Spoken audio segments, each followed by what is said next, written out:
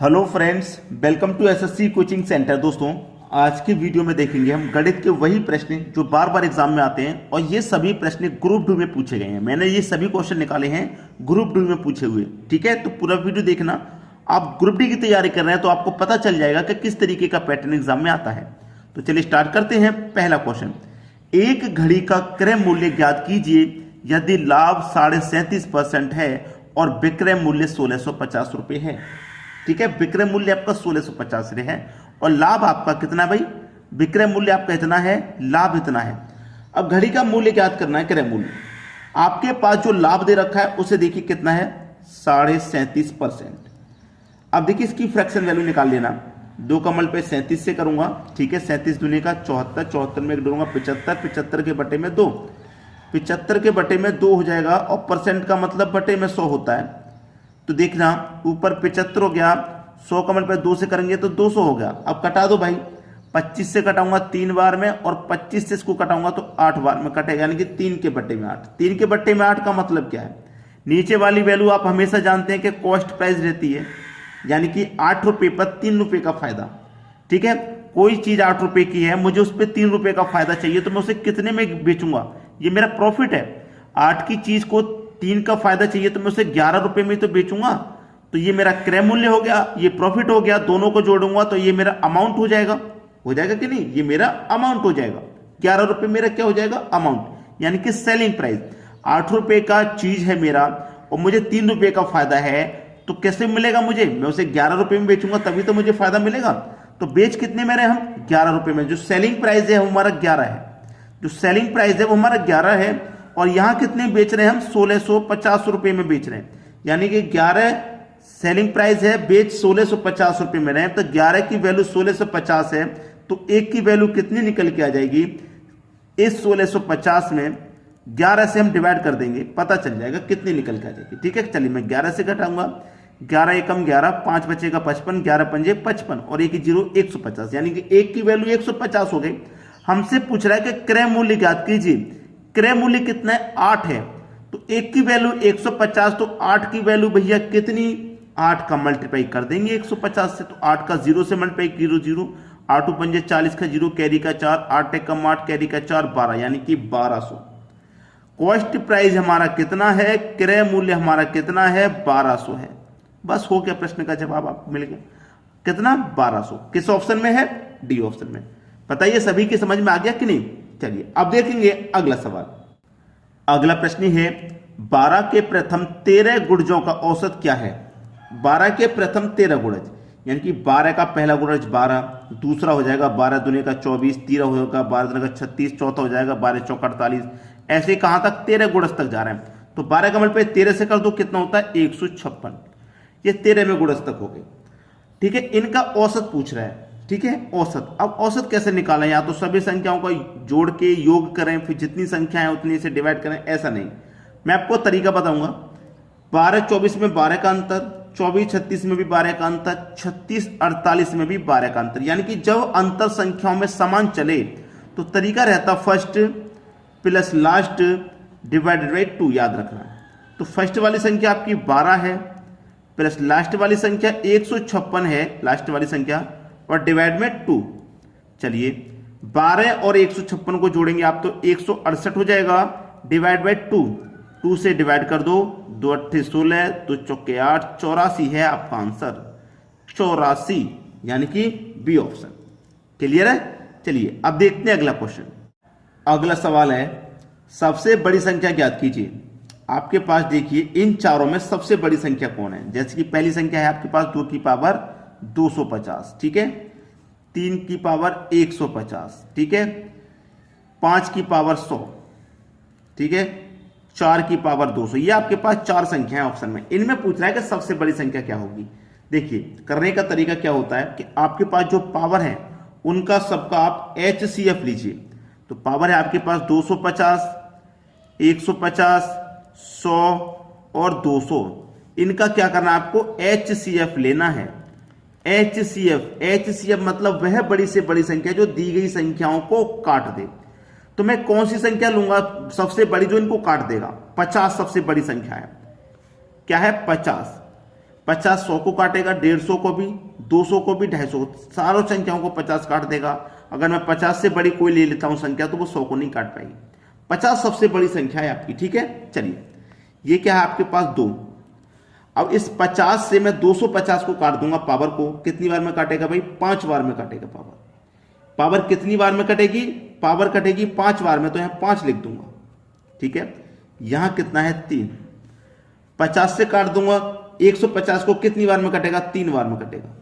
चलिए इस 100 को काटूंगा तो कितनी बार में कटेगा? 2 बार में। और इस 200 को काट दूंगा, कितनी बार में कटेगा? 50 से 4 बार में कटेगा, ठीक है। अब इनका आप देखिए, 2 की पावर 5 का मान कितना होता है? 32। 3 की पावर 3 का मान होता है भाई 27। 5 की पावर 2 का मान होता है 25। 4 की पावर 4 का मान होता है 256। आपसे पूछा था कि सबसे बड़ी संख्या ज्ञात कीजिए। सबसे बड़ा मुझे तो 256 नजर आ रहा है, जो कि 4 की पावर 200 से निकल के आया, यानी कि डी ऑप्शन बिल्कुल सही जवाब है। 4 की पावर 200 सबसे बड़ी संख्या। सबसे छोटी अगर पूछ लेता तो 25 है, यानी कि 5 की पावर 25, ठीक है। चलिए अब देखते हैं अगला सवाल।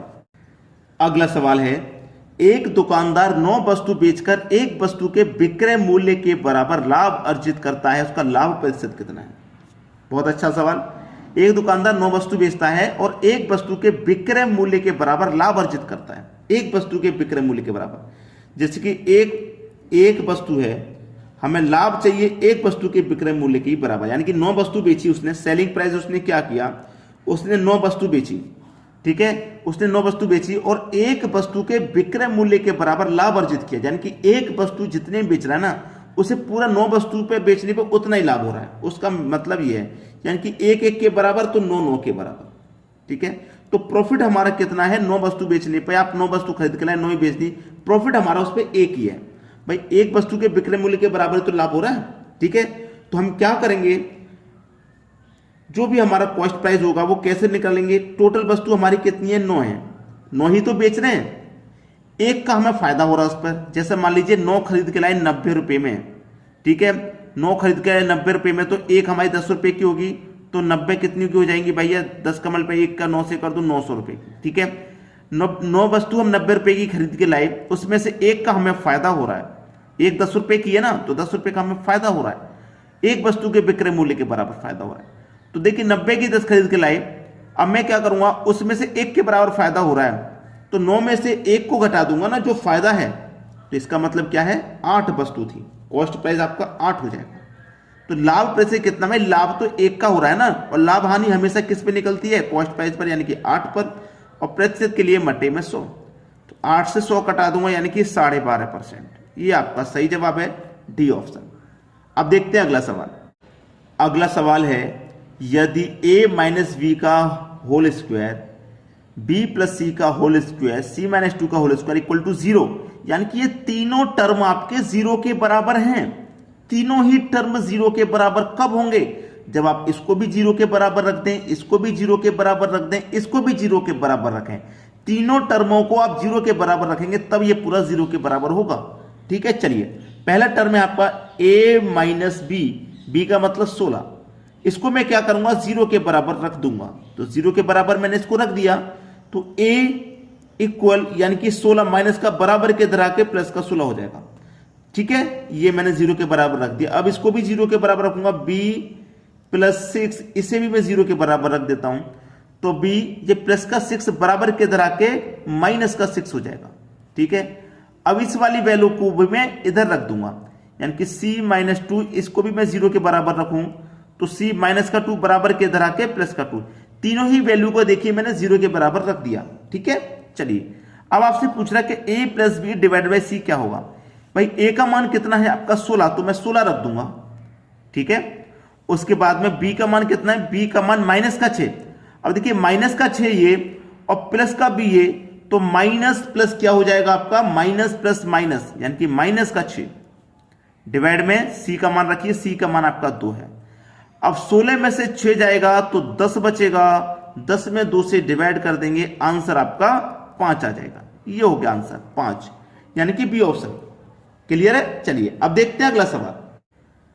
अगला प्रश्न है, किसी संख्या को 7 से विभाजित करने पर 4 शेष बचता है उसी संख्या के वर्ग को 7 से विभाजित करने पर क्या शेष बचेगा। ऐसा क्वेश्चन जब आता है उसमें 3 संख्या होती है, पहली संख्या 7 है, दूसरी संख्या 4 है और तीसरी संख्या 7 है, यानी कि 7 से विभाजित करने पर शेष क्या बचेगा। तो 7 से हमेशा बीच वाली संख्या में डिवाइड देंगे, लास्ट वाली का बीच वाली में। अब 4 में तो डिवाइड जाएगा नहीं 7 का, लेकिन ध्यान से पढ़ेंगे तो चला जाएगा। 4 शेष बचता है उसी संख्या के वर्ग को, यानी कि 4 के वर्ग को। 4 का वर्ग 16, अब 16 में डिवाइड देना 7 से, तो 7 दूनी का 14 और शेष कितना बचेगा आपका 2 शेष बचेगा। शेष पूछा रिमाइंडर 2 बचेगा, पहला ऑप्शन सही। क्लियर है। चलिए अब देखते हैं अगला सवाल। अगला सवाल है ए, बी और सी निश्चित कार्य को 4 दिनों में कर सकते हैं। ए प्लस बी प्लस सी 4 दिन में करना है कोई काम, ठीक है। ए इसे 12 दिनों में कर सकता है। अगर हम केवल ए की बात करें तो ये 12 दिन में कर सकता है, और बी की बात करें तो बी इसे 10 दिन में कर सकता है। तो सी इसे कितने दिन में करेगा भाई। ए बी सी तीनों मिलकर 4 में कर रहे हैं, ए अकेला 12 दिन में, बी अकेला 10 दिन में। इनका एलसीएम ले लो, काम मालूम हो जाएगा कितना है। 10 12 4 का जो एलसीएम आ जाएगा वो आ जाएगा 60। 4 से कटा दो 60 को 15 बार में, 12 से कटा दो तो 5 बार में, और 10 से कटा दो तो 6 बार में। यानी कि बी की काम की वैल्यू 1 दिन की 6, ए की काम की वैल्यू 1 दिन की 5 और तीनों की काम की वैल्यू 1 दिन की 15। अब बी की कितनी है भैया 6 है, तो बी का मान 6 हो गया। ए की है 5। अब देखिए तीनों मिलाकर के 15 है, ए का 5 बी का 6, तो सी का कितना हो जाएगा भाई 6 और 5 11, 11 में 4 जोड़ेंगे तो 15। यानी कि सी का 1 दिन का काम आपका 4 है। क्लियर हो गया, 4 है 1 दिन का काम, ठीक है। 4 है 1 दिन का काम। पूछ रहा है कि सी इसे कितने दिन में कर सकता है। काम टोटल कितना भैया 60। सी 1 दिन में 4 कर रहा है, तो 60 को कितने दिन में कर देगा 15 दिन में कर देगा। 15 दिन है सही जवाब, बी ऑप्शन। क्लियर है। चलिए अब देखते हैं अगला सवाल। अगला सवाल है 20 लोग एक दूसरे से हाथ मिलाते हैं, कुल कितनी बार हाथ मिलाए गए। इसका एक फॉर्मूला होता है n इंटू n माइनस 1, ठीक है, डिवाइडेड बाई 2, ठीक है। चलिए n की वैल्यू कितनी है 20 है, तो 20 लिख लेंगे, इंटू n की वैल्यू 20 है, 20 में से माइनस कर देंगे 1 तो 19 बचेगा, डिवाइड में 2 से कटा दूंगा 20 को 10 बार में, 10 का मल्टीप्लाई 19 से हो जाएगा 190। तो कितने हाथ मिलाए गए 190, पहला ऑप्शन सही। इसमें गिफ्ट देने वाला क्वेश्चन भी आता है। गिफ्ट देने वाला क्वेश्चन आएगा, पूछेगा कितने गिफ्ट बांटे गए, तो फॉर्मूला क्या रहेगा n इंटू n माइनस 1, ये रहेगा।